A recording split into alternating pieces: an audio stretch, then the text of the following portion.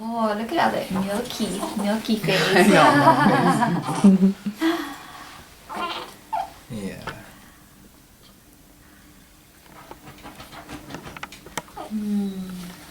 Oh, hey.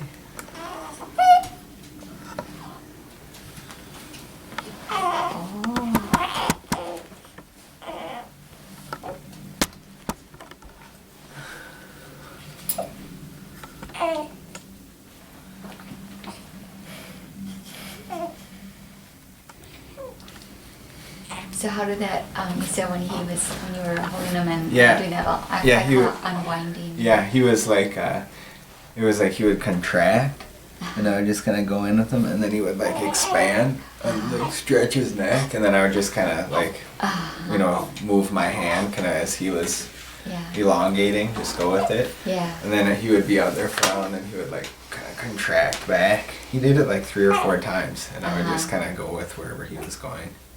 Yeah, I think of it as like we're just like going with and amplifying just a little Yeah. bit to like either deepen Yeah. into the flexion or just like get that stretch. Yeah. Oh yeah. So that left hip is still a little Yeah. wonky there in Wonky. the back. Yeah. Oh.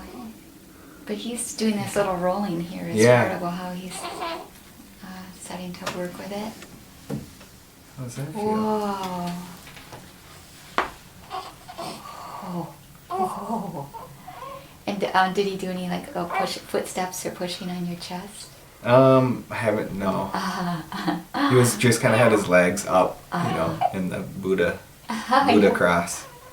He's been doing that a lot on me though. Like when I'm burping, I'm here. A lot of pushing down on my stomach to kind of like get up higher. Yeah.